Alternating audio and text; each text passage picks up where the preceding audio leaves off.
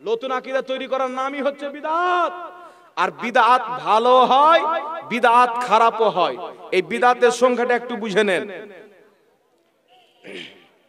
মুসলিম শরীফের মধ্যে একটি হাদিস রয়েছে। অনেক মাওলানা বলে, আমি একটু আগে নাম বললাম, মুমতাজুল ইসলাম বলে একটা মৌলবি বেরিয়েছে, সেই বলছেন গু পাতলা হোক আর শুকনো হোক, গু গু গু এর আবার ভাগ হয় নাকি? আর বিদআত মানি গু। আমি বললাম বিদআত মানি যদি গু থাকে, হাদিসটি বুখারী শরীফের মধ্যে। হযরত ওমর ফারুক সবাইকে একত্রিত করে 20 রাকাত তারাবির নামাজ পড়লেন। আর 20 রাকাত তারাবির নামাজ পড়ার পরে হযরত ওমর ফারুক বললেন, নি'মাল বিদআতু হাযিহি, আমরা কত সুন্দর বিদআত চালু করেছি। সুবহানাল্লাহ বলেন। তাহলে বুখারী শরীফে গু ভরা আছে। ওমর ফারুক জানতেন না যে গু? তিনি বিদআতকে সুন্দর কেন বলছেন? নবী পাক সাল্লাল্লাহু আলাইহি ওয়াসাল্লাম বলছেন, হাদিসটি মিশকাতের মধ্যে, হাদিসটি মুসলিমের মধ্যে, নবী পাক বলছেন, মান সান্না ফিল ইসলামে সুন্নাতান হাসানাতান ফালাহু আজরুহা, কোন ব্যক্তি যদি আমার ইসলামের মধ্যে, ফিল ইসলাম, ইসলামের মধ্যে কোন নতুন জিনিস ভালো আবিষ্কার করে, সে নেকি পাবে। সুবহানাল্লাহ বলেন। তারপর যত লোক আমল করবে তারও নেকি পাবে। নবী বলছেন, মান সান্না ফিল ইসলামে সুন্নাতান সাইয়্যাতান কানা আলাইহি ইজরুহা, এবং আমার ইসলামের মধ্যে কোন ব্যক্তি যদি কোনো খারাপ কাজ আবিষ্কার করে তো সে গুনাহ পাবে, তারপর যত লোক আমল করবে সেও গুনাহ পাবে। এখন মোল্লা বলে এই হাদিসের অর্থ হলো ইসলামের জন্য, ইসলামের মধ্যে না। কিন্তু ফাতাওয়া শামীর মধ্যে ইমাম ইবনে আবিদিন শামী ব্যাখ্যা করেছেন যে এই হাদিসের অর্থ প্রত্যেক ইমাম, প্রত্যেক আলিম, প্রত্যেক ফকিহ করেছেন যে ইসলামের মধ্যে। জোরে বলুন সুবহানাল্লাহ। যেমন মাদ্রাসা তৈরি করা ইসলামের মধ্যে পড়ে, মসজিদ তৈরি করা ইসলামের মধ্যে পড়ে। এই যে জালসা করেছেন, কি জন্য করেছেন? এখানে আল্লাহ রসুলের কথা শুনবেন, জিক্র আজকার শুনবেন, ঈমান আকীদার কথা শুনবেন। এইভাবে কোন সাহাবী জালসা করেননি। কিন্তু কাজটি ভালো না খারাপ? কাজটি ভালো না খারাপ? এ মোল্লা কি বলে? দুরুদে ইব্রাহিম শ্রেষ্ঠ দুরুদ, দুরুদে ইব্রাহিম ছাড়া কোন দুরুদ পড়াই যাবে না। কিন্তু বক্তব্য যখন দিচ্ছেন তখন কি বলছেন? রাসূল সাল্লাল্লাহু আলাইহি ওয়াসাল্লাম বলেছেন। তো দুরুদে ইব্রাহিম যদি শ্রেষ্ঠ দুরুদ থাকে, ওই দুরুদ ব্যতীত কোন দুরুদ পড়া না যায়, তো সাল্লাল্লাহু তাআলা আলাইহি সাল্লাম কেন পড়ছো? আর কোন সাহাবী নবীর নাম নিতেন তো সাল্লাল্লাহু আলাইহি সাল্লাম পড়তেন? দেখাও কিয়ামত পর্যন্ত চ্যালেঞ্জ। তুমি কেন পড়ছো? বলবে এটা দুরুদ মুফাসসিরিন মুহাদ্দিসিন নবীর নাম যেখানে লিখেছেন এই দুরুদটাকে তিনাদের নামের পরে ব্যবহার করেছেন। সুবহানাল্লাহ বলে। আমি বললাম মুহাদ্দিসিন মুফাসসিরিন সাল্লাল্লাহু তাআলা আলাইহি সাল্লাম নবীর নামের পরে ব্যবহার করেছেন, এটাকে তুমি নিলে। আর মুফাসসিরিন মুহাদ্দিসিন দাঁড়িয়ে সম্মিলিতভাবে ইয়া নবী সালামু আলাইকা পাঠ করেছিলেন, এটাকে বিদআত বলে দিলেন। একই তো বলা হয় মুনাফিকি বিদআতি, একই তো বলা হয় মুনাফিক। দুরুদ ও সালাম তো এদের নাই, এদের আছে কি সেটা দেখেন। কয়েকটি কিতাব আপনাদের সম্মুখে দেখাবো। ফিতনার জামানাতে মানুষকে যদি হক কথা না বলা হয়, কিয়ামতের ময়দানে মৌলবীকে আগে আল্লাহ পাক জাহান্নামে নিয়ে যাবে। কোথায় নিয়ে যাবে? মৌলবীকে আগে জাহান্নামে নিয়ে যাবে, যারা হককে লুকায়। নবীর নাম চুমুন দেওয়া অসংখ্য কিতাবের মধ্যে আছে। কারোর কোনো ডাউট থাকে আমাকে ফোন করবেন, ফটো তুলে তুলে পাঠিয়ে দেবো। এখানে একটি কিতাব আছে ফাতাওয়া শামী, এই কিতাবের মধ্যে লেখা আছে নবী পাক সাল্লাল্লাহু আলাইহি ওয়াসাল্লামের নাম চুমুন দেওয়া, বিরুদ্ধ আঙ্গুল চুমুন দিয়ে চোখে মাসা করা। এই কিতাবের পৃষ্ঠা নাম্বার 84 মধ্যে ইমাম ইবনে আবিদিন শামী লিখেছেন কিতাবুল ফিরদৌস, মুজমিরাত, বিশাল বড় বড় কিতাব এগুলো। আর এই কিতাবটি হচ্ছে হানাফি মাযহাবের কিতাব। ছেপেছে কোথায়? আল মাকতাবাতুল আশরাফিয়া দেওবান্দ, তারা নিজেই ছেপেছেন। আচ্ছা, কিতাবটা পড়ে ছেপেছিল না চোখ বন্ধ করে ছেপেছিল? তো ছেপেছে তো তারা জানে না যে এখানে নবীর নাম চুমুন দেওয়া সওয়াবের কাজ আছে? জানে কি জানে না? তো জানার পরেও যদি বলে কোনো কিতাবে নাই, ও শরীয়তের প্রচার করলো না শরীয়তকে সমুদ্রতে ডুবালো? নাকি হিসাব লাগবে না? এইবার দেখেন, এইগুলো জিনিস থাকতেও এদের নাই। হালুয়া রুটি থাকতেও নাই, নবীর নাম চুমুন দেওয়া থাকতেও নাই, সালাত ও সালাম থাকতেও নাই। এদের আছে কি? আর এরা শুধু নামাজ বলে। আমরা বলি এদের নামাজ আল্লাহর দরবারে কবুল নয়। কেন কবুল নয়?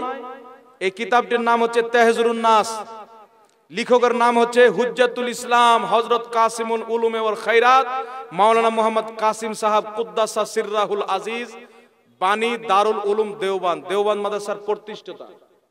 কে? কে বলেন? দেওবন্দ মাদ্রাসার প্রতিষ্ঠাতা কাসিম নানতাবি, কারেক্ট। এই কিতাবের পৃষ্ঠা নাম্বার 5 কি আছে এদের হাদিসে, এরা কি পেয়েছে ওটা দেখেন। পৃষ্ঠা নাম্বার 5 কেউ চাইলে এসে দেখতে পারেন, কেউ আপনাকে কোনো বাধা দিবে না, কেউ টর্চার করবে না। আমার পাশে এসে বুঝে যান, কোনো সমস্যা নাই। এই কিতাবের মধ্যে লিখছেন, আম্বিয়া আপনি উম্মত সে মুমতাজ হতে হে তো উলুম হি মে মুমতাজ হতে হে।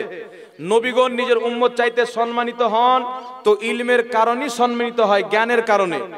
বাকি রাহা আমাল, বাকি থাকলো আমলের কথা। ইসমে বাসাওকাত বাজাহির উম্মতি মাসাবি হয়ে যাতে हैं, তো আমল করে কোনো সময় উম্মতি নবীর সমতুল্য হয়ে যায়, বলকে बढ़ भी जाते हैं এবং নবীর চাইতে বড়ও হয়ে যায়। বলো নাউজুবিল্লাহ। এটা এদের হাদিসে আছে। তো যার হাদিসে এইগুলো আছে, নবীর নাম চুমুন দেওয়া থাকবে, সালাম ক্যাম করা থাকবে তাদের হাদিসে, পাবে। আর চোখ যদি থাকতো তো পেত। আর দলিল কি দিচ্ছে মুমতাজুল ইসলাম খারাবি জাহিলি? দলিল দিচ্ছে যে যখন আদমকে সৃষ্টি করা হলো, আদম মাটির তৈরি না নূরের তৈরি? জোরে বলেন, কিসের তৈরি? আদম মাটির তৈরি। কাকে সাজদা করতে বলা হলো? আল্লাহ বলছেন উসজুদুল আদম, আদমকে সাজদা করো। কারাকে বলা হলো? নূরের ফেরেশতাকে। আদমকে বলা হলো না যে ফেরেশতাকে সাজদা করো, নূরের ফেরেশতাকে বলা হচ্ছে মাটির আদমকে সাজদা করো। তো কি মাটির দাম বেশি হলো না নূরের দাম বেশি হলো? মানুষের ব্রেন শেষ হয়ে গেল। আসলে তো রে মাটিকে সাজদা করতে বলছেন, তো মাটিরই তো দাম বেশি হলো। আশরাফুল মাখলুকাত তো মাটির মানুষ, তো নূর কি করে বেশি ফজিলত ওয়ালা হতে পারো? মানুষের দিমাগটা অনেক মারলে কি মারলো না? কিন্তু ইহুদিদের চরিত্র কি? অর্ধেক বলা, অর্ধেককে লুকিয়ে দেওয়া। ইমাম হালবি রহমাতুল্লাহ আলাইহি সিরাতে হালবিয়ার মধ্যে লিখেছেন, ইমাম জুরকানি রহমাতুল্লাহ আলাইহি শারা মাওয়াহিবুল লাদুনিয়ার মধ্যে লিখেছে, আল্লাহ যখন বললেন উসজুদু লি আদামা, আদমকে সাজদা করো, তো আদমকে সাজদা করতে বলার কারণ কি ছিল? ইমাম জুরকানি লিখতেছেন, ইমাম হালবি বলতেছেন, আদমকে সাজদা করতে বলার কারণ ছিল যে আদমের পেশানিতে নূরে মুহাম্মাদি ছিল। জোরে বলেন সুবহানাল্লাহ। আদমের পেশানিতে কি ছিল? নূরে মুহাম্মাদি ছিল, তার কারণে সাজদা করতে বলা হয়েছিল। তিনি বলছেন ইমাম জুরকানি, জিবরিল যখন তাকালেন নবীর নূরে নজর পড়লো, মিকাইল তাকালেন নবীর নূর দেখতে পেলেন, ইসরাফিল তাকালেন নবীর নূর দেখতে পেলেন, কিন্তু ইবলিস তাকালো তো নবীর নূরকে দেখতে পেল না। কারণ সেই চোখ আল্লাহ তাকে দেয়নি। তো বুঝা গেল নবীর নূরকে ফেরেশতারা চিনতে পেরেছে, ইবলিস চিনতে পারেনি। আজকে যারা নবীকে নূর বলে মানে তারা ফেরেশতাদের দলে, যারা নবীকে মাটি বলে নূরকে অস্বীকার করে তারা হলো ইবলিসের দলে। তারা কার দলে? ইবলিসের দলে। এই কথা তো আপনাকে বলবে না। তাই বললো মাটিকে সাজদা করতে বলা হলো, মাটির সম্মান বেশি। মানে ওর উদ্দেশ্য তো ঈমানকে খাওয়া, আর তো কোনো উদ্দেশ্য নাই। আপনারা বলেন নামাজ পড়ে কোনো ব্যক্তি নবীর সমতুল্য হতে পারে? নবীর বড় হতে পারে? কেউ যদি এইরকম ধারণা রাখে ওর নামাজ হবে, ওর পিছনে নামাজ হবে, এদেরকে যারা অনুসরণ করে তারা কি বলা হয়? দেওবন্দি। এদেরকে যারা মানে তাদেরকে বলা হয় দেওবন্দি। আপনাকে কালকে বলবে কে লিখেছে না লিখেছে নিজে ছাপিয়ে নিয়ে চলে এসেছে, আর তোমরাকে বোকা বানিয়ে দিয়েছে। বলতে পারে কি পারে না? তো তাদেরকে বলবেন আচ্ছা তুমি তাহলে এটা বলো যে যে লিখেছে তেহজুরুন নাসে যে আমল করে নবীর চাইতে বড় হওয়া যাবে, নবীর সমতুল্য হওয়া যাবে, সে কাফির। এটা বলো। তোমার মৌলবি যদি না লেখে তো তুমি এটাই বলো যে লিখেছে সে কাফির, ওর মাথার তার খসে যাবে। জানে যে তারা লিখেছেন, কিন্তু মুনাফিকে আপনার ঈমানকে ধ্বংস করবে। নবীর জন্য এরা দাঁড়িয়ে কিয়াম কেন করে না? দুয়ার শেষে লা ইলাহা ইল্লাল্লাহর পরে মুহাম্মদ রাসূলুল্লাহ কেন বলে না? মসজিদের গেটে আল্লাহর পরে নবীর নাম লেখা কেন না যে শিরক হারাম মনে করে? নবী পাক সাল্লাল্লাহু আলাইহি সাল্লামের নাম শুনে কেন চুমুন দিয়ে চোখে মাসা করেন? আপনাদেরকে জানাই। আচ্ছা নবীর আদব কে করবে? ইহুদি করবে না মুসলমান করবে? কে করবে একটু জোরে বলেন। মুসলমান কেন করবে? মুসলমান নবী পাককে মানে, ইহুদিরা মানে না, করবে না। এই কিতাবটির নাম হলো আল ইমদাদ, লেখক আশরাফ আলী থানভী। কিতাবটি 40 বছর পূর্বের ছাপা। কত বছর? আমার তখন জন্ম হয়নি। কিতাবটি দেখে আপনারা হয়তো বুঝতে পারছেন। আমার কাছে নতুন পৃষ্ঠাও আছে, ওটা বাড়িতে আছে। 2 বছর পূর্বের ছাপা কিতাবটাও আছে। এটা 40 বছর পূর্বের লেখা কিতাব, আশরাফ আলী থানভী লিখেছেন। আর এই কিতাবটা লেখার পূর্বে শুরু করেছেন 786 লিখে। আর ওর চেহারা, ওর और बाथरूम साफ करने वाला बोलছে 786 মানে হরি কৃষ্ণ। 786 বিসমিল্লাহর মান না, বিসমিল্লাহর সংখ্যা না, আর ওর বাপ 786 বিসমিল্লাহর সংখ্যা লিখেছে। তো ওদের কথা অনুযায়ী হরি কৃষ্ণর নাম দিয়ে কিতাবটা শুরু করেছে, ওদের কথা অনুযায়ী। এই কিতাবের 35 নম্বর পৃষ্ঠায় আশরাফ আলী থানভীর একজন মুরিদ আল ইমদাদ এই কিতাবটিকে পড়ছো। এই কিতাব প্রত্যেক বছর সে বের করতো মাসে মাসে। কিতাবটি হচ্ছে রেসালা, যেমন পত্রিকা হয় না, পত্রিকা। তার মুরিদ রাতের বেলা সিথানে এই কিতাবটি লিখে ঘুমিয়ে গেছেন রেখে। ঘুমার পরে সে স্বপ্নতে কলমা শরীফ পাঠ করছে, লা ইলাহা ইল্লাল্লাহ মুহাম্মাদুর রাসূলুল্লাহ। একটু জোরে বলেন, লা ইলাহা ইল্লাল্লাহ, লা ইলাহা ইল্লাল্লাহ মুহাম্মাদুর রাসূলুল্লাহ। তো ওর মুরিদ বলছে আমি লা ইলাহা ইল্লাল্লাহ মুহাম্মাদুর রাসূলুল্লাহ পড়বো। তো মুহাম্মাদুর রাসূলুল্লাহর জায়গাতে বের হচ্ছে আশরাফ আলী রাসূলুল্লাহ। কি বের হচ্ছে? আশরাফ আলী রাসূলুল্লাহ। আবার আমি বলছি আমি তো কলমা ভুল পড়লাম, ঠিক পড়ি লা ইলাহা ইল্লাল্লাহ মুহাম্মাদুর রাসূলুল্লাহ পড়বো। তো আবার বের হচ্ছে আশরাফ আলী রাসূলুল্লাহ। এই করতে করতে আমার ঘুম ভেঙে গেল। আমার ঘুম যখন ভেঙে গেল তো আমি তো মনে করলাম এরে আমি তো স্বপ্নতে কালেমা ভুল পড়েছি, সঠিক পড়ি। তো ঘুম ভাঙার পরেও পড়ছি লা ইলাহা ইল্লাল্লাহ মুহাম্মাদুর রাসূলুল্লাহ। তো মুহাম্মাদুর রাসূলুল্লাহর জায়গাতে বের হচ্ছে আশরাফ আলী রাসূলুল্লাহ। বলেন নাউজুবিল্লাহ। তারপরে সে বলছে যে কালেমা তো ভুল হলো, তো দুরূদ শরীফ পাঠ করি। দেখেন হুজুর দুরূদ শরীফ পাঠ করছে, আল্লাহুম্মা সাল্লি আলা সাইয়্যিদিনা ওয়া নাবিয়িনা ওয়া মাওলানা আশরাফ আলী। আল্লাহ রহমত নাজিল করো, দুরূদ নাজিল করো সাইয়্যিদিনা আমাদের সরদার, ওয়া নাবিয়িনা আমাদের নবী, ওয়া মাওলানা আমাদের লিডার আশরাফ আলীর উপরে। বলেন নাউজুবিল্লাহ। ওদের নবীকে আশরাফ আলী থানভী। তো ও তো আপনাদের নবীর নামের কলমা লিখতে দিবে মসজিদের গেটে? ও আল্লাহর নবীর নাম শুনে চুমুন দিতে দিবে? এই পুরো ঘটনাটা এ লিখে আশরাফ আলী থানভীকে পাঠালো। তো শরীয়তের ফতোয়া কি? তুমি আমাকে রসুল বানিয়ে দিয়েছো, নবী বানিয়ে দিয়েছো, তুমি কুফরি করেছো, তওবা করো, তাজদিদে ঈমান, ঈমান নিয়ে এসো, আবার বেঈত হও, আবার বিয়ে করো, তোমার বিয়েও ভঙ্গ হয়ে গেছে। কিন্তু ইনি উত্তর কি দিচ্ছেন? জবাব, इस वाकया में तसल्ली थी कि जिसकी तरफ तुम रुजू करते हो बेऔनिही ताला मुत्तबाए सुन्नत है। এই যে ঘটনাটা ঘটলো, আমার নামের কলমা পড়লে, দুরূদ পড়লে, তুমি সন্তুষ্ট ছিলা যে আমার পীর আশরাফ আলী থানভী একেবারে সুন্নাত মোতাবেক আমল করে। বলেন নাউজুবিল্লাহ। মানে বলছে আমি সুন্নাত মোতাবেক চলি, তো আমাকে নবী বানিয়ে দিলে কি অসুবিধা হলো? আমাকে রাসূল বানিয়ে দিলে কি অসুবিধা হলো? আপনারা বলেন যে রাসূল না, তাকে যদি রাসূল বলে ঈমান আছে না নাই? ঈমান আছে। যে নবী নাই তাকে নবী বানালে ঈমান থাকবে? তো এদের ঈমান আছে। আশরাফ আলী থানভীকে এরা নিজের গুরু মানে, নিজের আকা মানে। তো ঈমানই তো নাই, তো নবীর কি সম্মান করবে?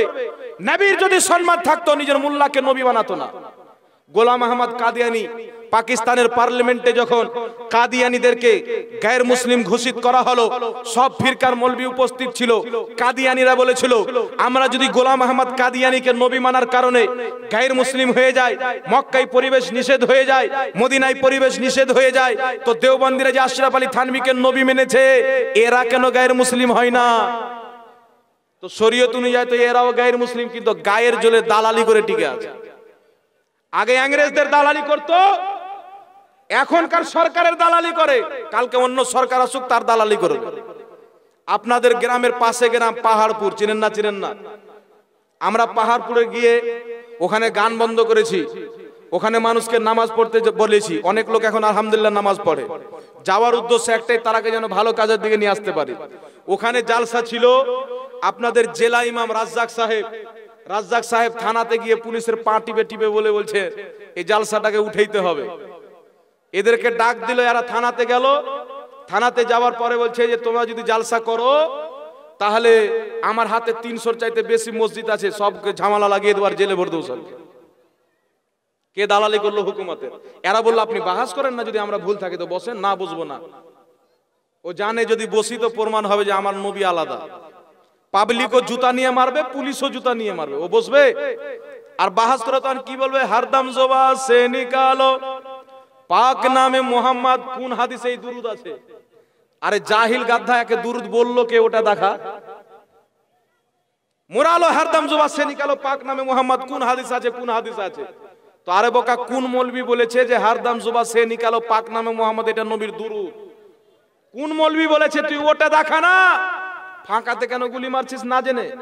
অন্ধ পূজারি কেন করছিস?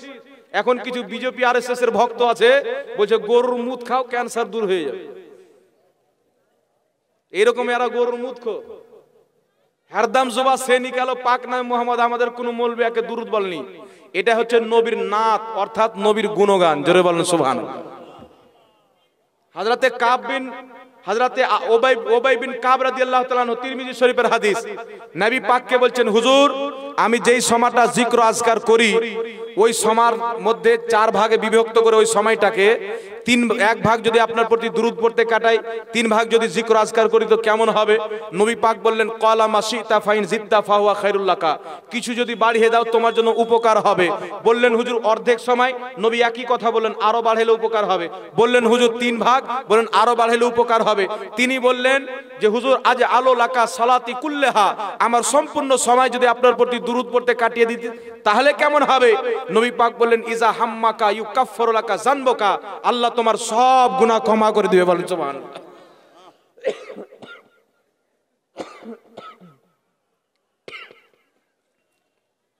দুরূদ শরীফ পাঠ করেন। আল্লাহুম্মা সাইয়্যিদিনা মাওলানা মুহাম্মদ ওয়ালা আলি সাইয়্যিদিনা মাওলানা মুহাম্মদ সাল্লাল্লাহু আলা মুহাম্মাদিন সাল্লাল্লাহু আলা মুহাম্মদ।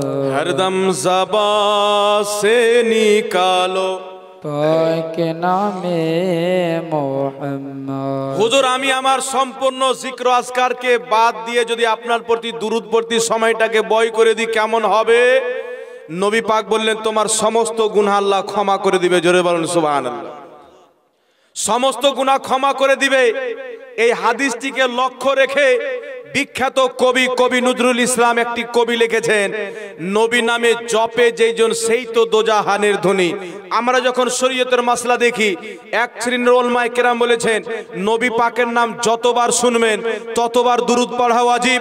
আর এক শ্রেণীর উলামায়ে কেরাম বলছেন এক বৈঠকে এক মজলিসে নবী পাকের নাম যদি 1000 বার শুনেন 1000 বার দুরূদ পড়া মুস্তাহাব, একবার পড়া ওয়াজিব। তাই কবি বলছেন হরদম ज़बां से निकालो পাক নামে মুহাম্মদ, মানে বেশি করে নবীর প্রতি দুরূদ পড়ো। জোরে বলুন সুবহানাল্লাহ। আর এটা ফার্সি ভাষা, মৌলবি এটাও জানে না। মৌলবি বলছেন এটা উর্দু ভাষার, মৌলবি বলছে এটা ফার্সি। দুরূদ কোথায় পেলে? দুরূদ তো আরবি হয়, কিন্তু একে খবর নাই যে দুরূদ বাংলাও হয়, দুরূদ ইংলিশও হয়। সুবহানাল্লাহ বলেন। মৌলবি বলে কি বল না, সমস্ত প্রশংসা আল্লাহ পাকের, আর হাজার হাজার দুরূদ নাজিল হোক নবী মুস্তাফার উপর। এটা বাংলাতে বললো কি বললো না বাবজি? বললো না বাংলাতে। কিন্তু আপনার ঈমানকে তো ওই ক্ষয় করতে লেগেছে, আপনার ঈমানের দাড়িকে ভাঙতে লেগেছে। নবীর নাম জপাতে বলছে কোনো কল্যাণ নাই, কিন্তু নবী মুস্তাফার নাম জপাতে কত যে কল্যাণ আছে। যারা নবী মুস্তাফার নাম জপে আল্লাহ তার জীবনের দুঃখ বেদনা দূর করে দেয়। জোরে বলেন সুবহানাল্লাহ। একটি কিতাব আছে, কিতাবটির নাম হলো আল আদবুল মুফরাদ। লেখকের নাম হলো ইমাম বুখারী রাহমাতুল্লাহ আলাইহি, যিনি বুখারী শরীফ লিখেছেন। ওই কিতাবের মধ্যে হাদিস এনেছেন, আব্দুল্লাহ ইবনে উমারের ডান সাইড প্যারালাইসিস হয়ে গেল। নবী পাকের ইন্তিকালের 13 বছর পর কুফার মাটিতে বড় বড় ডক্টর হাকিমকে দেখিয়ে পা যখন ঠিক হলো না, প্যারালাইসিস ঠিক হলো না, উনাকে একজন বিখ্যাত তাবেঈ বললেন, উজকুর আহাব্বান নাসি ইলাইকা, হুজুর আপনি যাকে নিজের জান চাইতে বেশি ভালোবাসেন তার নাম ধরে ডাকেন, তার জিকির করেন, তার গুণগান করেন, তার নাম জপেন, আপনার পাও ঠিক হয়ে যাবে। জোরে বলেন সুবহানাল্লাহ। হযরতে আব্দুল্লাহ ইবনে উমর যখন এই কথা শুনলেন তিনি বললেন ফাকালা ইয়া মুহাম্মাদা, তিনি কুফা থেকে ইয়া মুহাম্মদ বলে ডাকলেন। ইমাম কাসতালানি হাদিসের ব্যাখ্যা করতে গিয়ে বলছেন ইউসাহিহুর রিজাল, যেমনই নবী পাকের নাম জপলো আল্লাহ তার প্যারালাইসিসকে দূর করে তিনার পাকে ঠিক করে দিলেন। জোরে বলেন সুবহানাল্লাহ। তো কবি নজরুল ইসলাম তো জ্ঞানী ছিল, এদের মতন তো গাঁজাখোর ছিল না, তাই নবীর গুণগান করেছেন। আর নবীর গুণগান মানে আল্লাহর গুণগান। জোরে বলেন সুবহানাল্লাহ। আল্লাহ কোরআন পাকের মধ্যে বলছেন যারা আল্লাহ আল্লাহ রসুলকে কষ্ট দেয়, লানাহুমুদ দুনিয়া ওয়াল আখিরা, দুনিয়াতে তাদের প্রতি লানাত, আখিরাতে তাদের প্রতি লানাত। আপনারা বলেন আল্লাহকে কেউ কষ্ট দিতে পারে? জোরে বলেন পারে? পিছনকার বাপজি আমার, আল্লাহকে কেউ কষ্ট দিতে পারে? সারা পৃথিবী মিলে যদি চায় আল্লাহকে কষ্ট দিতে পারবে? পারবে না। আল্লাহ কেন বললেন যে আল্লাহ আল্লাহ রসুলকে কষ্ট দেয়? তো কোরআনে আছে। তো আল্লাহ বুঝিয়েছেন, শুনো, যারা আমার নবীকে কষ্ট দেয় সে আমি আল্লাহকে কষ্ট দেয়। জোরে বলেন সুবহানাল্লাহ। যে আমার রাসূলকে কষ্ট দেয় সে আমি আল্লাহকে কষ্ট দেয়। আর যারা আমার রাসূলের গুণগান করে সে আমি আল্লাহর গুণগান করে। কারণ আল্লাহ কোরআনে বলেছেন, মাইয়াতির রাসূলা ফাকাদ আতা আল্লাহ, আমার নবীর যে ইতাআত করলো সে আমি আল্লাহর ইতাআত করলো। জোরে বলেন সুবহানাল্লাহ। নবীর আদেশ মানা, আল্লাহর আদেশ মানা, নবীকে মোহাব্বত করা, আল্লাহকে মোহাব্বত করা, নবীর গুণগান করা, আল্লাহর গুণগান করা, নবীর সঙ্গে দুশ্মনী করা, আল্লাহর সঙ্গে দুশ্মনী করা। জোরে বলেন সুবহানাল্লাহ। তো নবী পাকের এত দুশ্মনী যে নবী পাকের চাইতে এরা চায় যে আমরা নামাজ পড়ে নবী চাইতে বর্ষি বড় হয়ে যাব। তার কারণে যাকে নবী পাক হালাল বলেছেন তারা হারাম বলে, যাকে আল্লাহ হালাল বলেছেন তারা হারাম বলে। আমার হাতে আরেকটি কিতাব দেখেন, হিফজুল ঈমান, দেখতে পাচ্ছেন? আমার দিকে তাকান। এই কিতাবটির নাম হলো হিফজুল ঈমান। লেখকের নাম কি? আশরাফ আলী থানভী, হযরত মাওলানা আশরাফ আলী থানভী সাহেব। আশরাফ আলী থানভী সাহেব এই কিতাবের মধ্যে কি লিখছেন? পৃষ্ঠা নাম্বার 8 এর মধ্যে।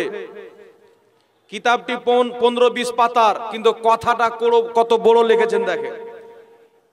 এই কিতাবের মধ্যে লিখছেন, अगर बाजुल में गैबिया मुराद है तो इसमें हुजूर ही की क्या तखसीस। যদি নবী পাক কিছু গায়েব জানেন, কিছু জ্ঞান যদি নবী পাকে থাকে, তাতে নবী পাকের কি বিশেষতা? ऐसा इल्म गैब तो ज़ैद अमर बल्कि हर सभी व मजनून बल्कि जमीय हैवानात व बाहिम के लिए भी हासिल है। বলছেন নবী পাক কিছু যদি জ্ঞান রাখে তাতে নবী পাকের কি বিশেষতা? এই রকম জ্ঞান যেরকম নবী আছে এরকম জ্ঞান তো প্রত্যেক বাচ্চাকেও আছে, প্রত্যেক পাগলকেও আছে, প্রত্যেক জানোয়ারকেও আছে। বলে নাউজুবিল্লাহ। নবীর মতন জ্ঞান প্রত্যেক বাচ্চাকে, প্রত্যেক পাগল, প্রত্যেক জানোয়ারকে আছে। এই কথা বলে তার ঈমান আছে না নাই বলেন তো? ওর ঈমান আছে? গলা পচা কাফির। এটা আমার ফতোয়া নাই, বলবে কাফির বলে চলে গেল। তো নবীর জ্ঞানকে যদি জানোয়ারের জ্ঞানের সঙ্গে তুলনা দিয়ে কাফির না হয় তো দুনিয়াতে কাফির কে আমাকে বলো? মক্কা মদিনার 33 জন উলামায়ে কেরাম হুসামুল হারমাইন কিতাবের মধ্যে ঐক্যমত হয়ে ফতোয়া দিয়েছেন, যেই ব্যক্তি বলেছেন আমল করে নবীর চাইতে বড় হওয়া যায়, যেই ব্যক্তি বলেছেন নবীর মতন জ্ঞান পাগল ছাগলকে আছে, এই রকম ব্যক্তি কুফরি করে কাফির হয়েছেন। আর শরীয়তের বিধান হলো মান শাক্কা ফি কুফরিহি ওয়া আযাবিহি ফাকাদ কাফার।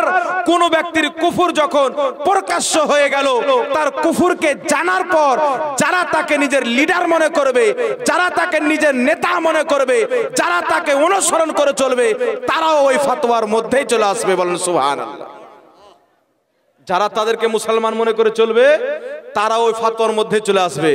আমরা সবাই এক বাক্যে গোলাম আহমদ কাদিয়ানীকে কি মানি? গোলাম আহমদ কাদিয়ানীকে আপনারা কি মানেন? মুসলমান মানেন না কাফির মানেন?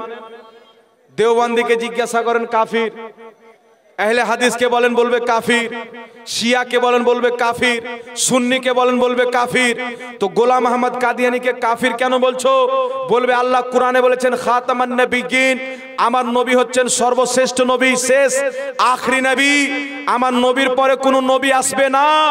আর গোলাম আহমদ কাদিয়ানী নিজেকে নবী দাবি করেছেন, তার কারণে সেই কাফির। তো আমি বললাম দেওবন্দি ভাই বলো, গোলাম আহমদ কাদিয়ানী যদি নিজেকে নবী বলে কাফির হয়ে যায়, তো তোমাদের আশরাফ আলী থানভী নিজেকে রসুল বলে নবী বলে মুসলমান কি করে হয়ে গেল? এই দোগলা পলিসি কেন হলো? তার কারণে বিরাদের ইসলাম, এদের ভিট হলো নবীর দুশ্মনের উপরে, এদের ভিট হলো নবীর নফরতের উপরে, এদের ভিট হলো নবী পাক সাল্লাল্লাহু আলাইহি ওয়াসাল্লামের মান সম্মানকে ঘটিয়ে মানুষের সামনে নবী পাককে সাধারণ সিম্পল মানুষ বানিয়ে দেওয়া, ঈমানকে নষ্ট করে দেওয়া। ঈমান যদি নষ্ট হয়ে যায় আপনার কোনো জিনিস বেঁচে থাকবে না। আপনারা বলেন বাবজি, আমরা যখন উযু করি, উযু করতে কতটুকু সময় লাগে?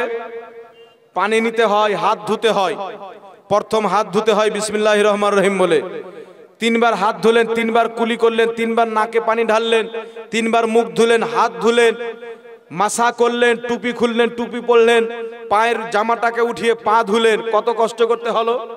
কিন্তু একবার যদি বাতাস ছেড়ে দেন উজু থাকবে না, গেল। কত কষ্ট করে উজুটা বানালেন, কিন্তু একটুকের কারণে উজু কি হয়ে গেল, শেষ হয়ে গেল। তো একজন ব্যক্তি যদি 99% ইসলামের প্রতি বিশ্বাস থাকে, 1% নবীর ব্যাপারে ধারণা খারাপ হয়ে যায়, উজু যেমন চলে যায় ঈমানও চলে যায়। আর এদের ঈমান চলে গেছে একটু না, নবীর জ্ঞানকে জানোয়ারের সঙ্গে তুলনা দেওয়ার কারণে, নবীর জ্ঞানকে পাগলের সাথে তুলনা দেওয়ার কারণে ঈমান এমন ভাবে বেরিয়েছেন, যেমন মানুষ বাতাস ছাড়ে উজু শেষ হয়ে যায়, তেমন এদের ঈমান শেষ হয়ে গেছে। এইবার চলে আসেন, এই কিতাবটির নাম হচ্ছে তাকওয়াতুল ঈমান। ইসমাইল দেহলভী হচ্ছে এর লেখক। ইসমাইল দেহলভীকে আহলে হাদিসরা নিজের ইমাম মানে। যারা দেওবন্দি মতের তারা নিজের সবচাইতে বড় বুজরুগ ইসমাইল দেহলভীকে মানে। ইসমাইল দেহলভী সাহেব এই কিতাবের পৃষ্ঠা নাম্বার 51 মধ্যে লিখছেন, আল্লাহু রাব্বু মুহাম্মাদিন সাল্লাল্লাহু আলাইহি ওয়াসাল্লাম নাহনু ইবাদু মুহাম্মাদিন সাল্লাল্লাহু আলাইহি ওয়াসাল্লাম সালাতুন সালামুন আলাইকা রাসূলুল্লাহ সাল্লাল্লাহু আলাইহি ওয়াসাল্লাম। এই কিতাবের 50 এবং 51 নম্বর পৃষ্ঠার মধ্যে ইসমাইল দেহলভী লিখছেন, আহলে হাদিসদের নেতা, দেওবন্দীদের নেতা, তারা দুইজনই মানে। আমরা বলি এইরকম নাপাককে তোমরাই মানো, নাপাকের সুন্নিদের মধ্যে কোনো জায়গা নাই। তোমাদেরকে ইসমাইল দেহলভী মুবারক, আমাদেরকে খাজা গরিব নওয়াজ মুবারক। জোরে বলুন সুবহানাল্লাহ। আশরাফ আলী থানভী তোমরা নিয়ে নাও, আমরা বেরেলির আলা হযরতকে নিয়ে নিলাম, যিনি ডঙ্কার চটে বলেছে सबसे आला वाला हमारा नबी, सबसे बाला वाला हमारा नबी, अपने मौला का प्यारा हमारा नबी, दोनों आलम का दूल्हा हमारा नबी। एक बार हाथ उठिए बोलें सुबहानाल्लाह। मुमताजुल इस्लाम मौलवी বলছেন যে বেরেলিরা আমাদেরকে মিথ্যা অপবাদ দেয় যে আমরা নাকি বলি নবীর সম্মান বড় ভাইয়ের সমতুল্য করতে হবে। মিথ্যা অপবাদ দেয়। আমরা তো কোনোদিন এই কথা বলিনি নবীর সম্মান বড় ভাইয়ের সমতুল্য করতে হবে, তারা মিথ্যা অপবাদ দেয়। আমি বললাম তুমি যদি এর পক্ষে থাকো, নবীকে বড় ভাই বলা যাবে না, কালকে থেকে তওবা করো। আমি ওয়াহাবি মতবাদকে ছেড়ে সুন্নি মতবাদে চলে আসলাম, কারণ তোমার গুরু আহলে হাদিসদের নেতা যে হিন্দুস্তানের মাটিতে আহলে হাদিস জামাত দেওবন্দি জামাতকে কায়েম করেছে, ইসমাইল দেহলভী 50 পৃষ্ঠার তাকওয়াতুল ঈমানের মধ্যে লিখছে নবীর সম্মান এতটুক করতে হবে যতটুক আপন বড় ভাইয়ের করা হয়। বলেন নাউজুবিল্লাহ। আর কিভাবে লিখছেন এই কিতাবের মধ্যে লিখছেন যে আউলিয়া আম্বিয়া সবকা মালিক আল্লাহ হে, নবী হোক ওলি হোক সবারই মালিক কে? আল্লাহ। এই কথাকে কেউ অস্বীকার করতে পারে না। তারপরে লিখছেন सब अल्लाह के मुकर्रब बंदे, पीर, शहीद, इमाम, इमामजादे, अंबिया, औलिया सब अल्लाह के मुकर्रब बंदे हैं, सबाई अल्लाहर निकटियो बंदा, वो सब इंसान ही है और उनारा सबाई मानुष और बंदे आजिज हमारे भाई है, तारा हमारे भाई, मगर उनको अल्लाह ने बढ़ाई दी तो वो बड़े भाई हुए, उनादेर के अल्लाह बेसी सम्मान दिएছেন तो उनारा बड़ो भाई हलो। बोल नाउजुबिल्लाह। तो उनकी ताजीम बड़े भाई किसी ही करनी चाहिए। नारे तकबीर, नारे तकबीर, नारे रिसालत, नारे रिसालत, मसला के आला हजरत बख्ता साहिब, बख्ता साहिब, नारे तकबीर, नारे रिसालत। তো কি লিখছেন? আল্লাহ নবীগণকে বড়াই দিয়েছেন, মানে বেশি সম্মান দিয়েছেন, ওলিগণকে দিয়েছেন, তো উনারা আমাদের বড় ভাই হলো, তো উনাদের সম্মান বড় ভাইয়ের সমতুল্য করতে হবে। জোরে বলেন নাউজুবিল্লাহ। তো তোমরা যদি না মানো যে নবীর সম্মান বড় ভাইয়ের মতো করতে হবে, এই কথা আমরা মানি না, তো যে লিখেছে তাকে কেন মানো? কি ভাই, ঠিক না বে ঠিক? যে লিখেছে তাকে কেন মানো? আবু জেহেল নবীর দুশমনি করেছে, আমরা আবু জেহেলকে মানি? কেউ মানবে আবু জেহেলকে? তো ये तो আবু জেহেলের কাজ করেছে, আবু জেহেলের সুন্নাত পালন করেছে, তো তুমি একে কেন মানো? আরে আবু জেহেলকে যদি না মানা যায় তো তার চালহাকেও মানা যাবে না।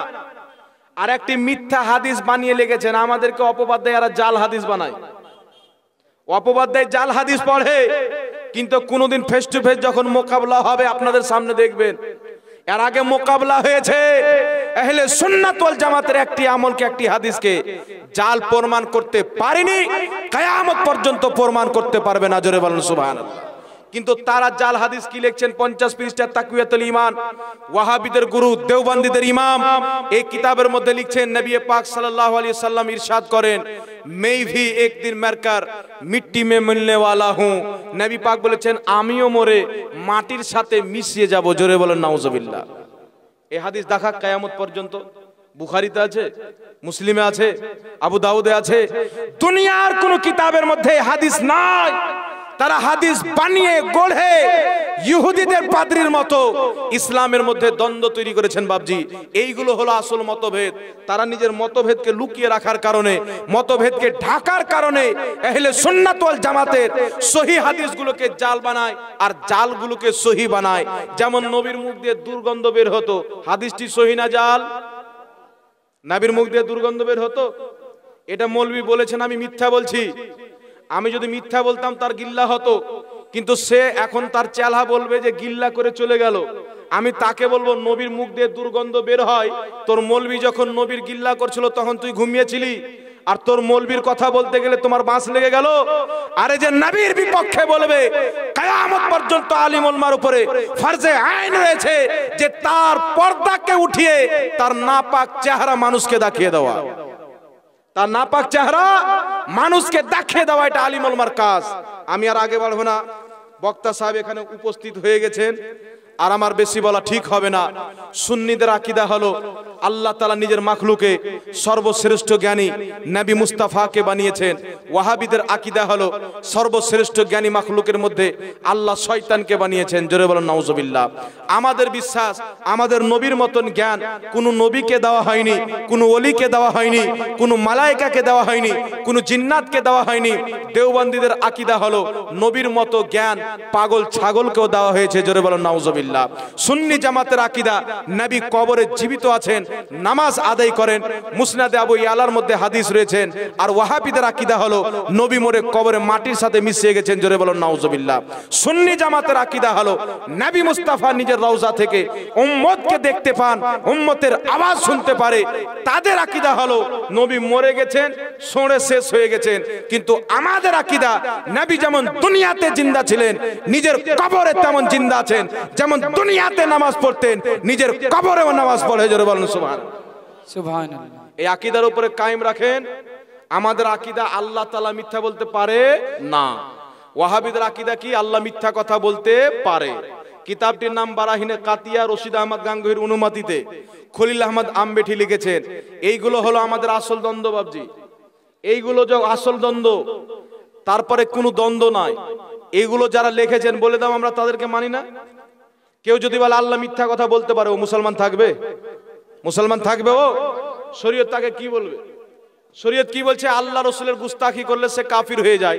তো কোন মৌলবি যদি তাকে কাফির বলে আখ্যায়িত করে কোন মুফতি, তার দোষ হলো না, শরীয়তের মসলাটা, আইনাটা দেখিয়ে দেওয়া হলো। বলেন সুবহানাল্লাহ। তো যাই হোক বিরাদর ইসলাম, আহলে সুন্নাত ওয়াল জামাতের প্রতি কায়েম ও দায়েম থাকেন। সোনা জঙ্গল রাত अंधेरी, छाई बदली काली है, सोने वालों जागते रहियो, चोरों की रखवाली है। আপনার সোনা জঙ্গল, সংসার জঙ্গল, রাত্রি অন্ধকার, কালো বাদল, সোনাওয়ালা অর্থাৎ ইমানওয়ালা জেগে থাকো, চতুর সাইডে ইমানের চোর। সুন্নিরাই হচ্ছে জান্নাতি। এই জামাত হচ্ছে খাজা মুঈনুদ্দিনের জামাত, এই জামাত হচ্ছে আলা হযরতের জামাত, এই জামাতে আব্দুল কাদের জিলানী আছে, এই জামাতে নিজামউদ্দিন আউলিয়া রয়েছেন, এই জামাতে ইমামে আজম আবু হানিফা রয়েছেন, এই জামাতে ইমাম শাফি রয়েছেন, এই জামাতের মধ্যে ইমাম বাকির রয়েছেন, এই জামাতের মধ্যে ইমামে আজম আবু হানিফা রয়েছেন, এই জামাতের মধ্যে ইমামে হুসাইন রয়েছেন, এই জামাতের মধ্যে মাওলা আলী রয়েছেন, এই জামাতের মধ্যে মুহাম্মদুর রাসূলুল্লাহ রয়েছেন। জোরে বলেন সুবহানাল্লাহ। আমরা হক পথে আছি, তাই আমাদের মধ্যে আল্লাহর ওলি অনেক। এরা হক পথে নাই, তাই এদের জন্য ওলিও নাই। এদের গোষ্ঠী পুরো খানদানের মধ্যে কোনো ওলি নাই, কেউ ওলি নাই। ওলিকে আশরাফ আলী থানভী, যে নবী পাককে গালি দিয়েছেন সে এদের ওলি, যে নবীর গুস্তাখি করেছেন সে এদের ওলি। কিন্তু আল্লাহর ওলি খাজা মুঈনুদ্দিন চিশতিকে মানতে পারে না। গৌসে পাককে মানতে পারে না, আল্লাহর ওলির সঙ্গে যারা দুশমনি করে। একটি হাদিস শুনেন, বক্তব্য শেষ। হাদিসটি বুখারী শরীফের মধ্যে, ইন্নাল্লাহ তাআলা ক্বাল মান আদালি ওয়ালিয়ান ফাকাদ আযানতুহু বিল হারব। নবী পাক বলছেন, আল্লাহ পাক বলেন যে আমার ওলির সঙ্গে দুশমনি রাখলো, আমি আল্লাহ তার সঙ্গে যুদ্ধ ঘোষণা করলাম। জোরে বলেন সুবহানাল্লাহ। আমি তার সাথে যুদ্ধ ঘোষণা করলাম। আল্লাহকে মহব্বত করুন, রসুলকে মহব্বত করুন, আল্লাহর প্রত্যেকটি ওলিকে মানুন, বিশ্বাস রাখুন, মহব্বত করুন। নাজাতের দল একটি দল, আহলে সুন্নাত ওয়াল জামাত। এই জামাত জান্নাতি ছিল, আছে, কিয়ামত পর্যন্ত থাকবে। ফিতনা হবে, এই ফিতনা থেকে নিজে বাঁচুন, নিজের এলাকাকে বাঁচান, নিজের সন্তান সন্ততিকে বাঁচান। নিজের বাড়ির মধ্যে একটা না হলেও আলিম তৈরি করেন, আপনার ঈমান বাঁচবে।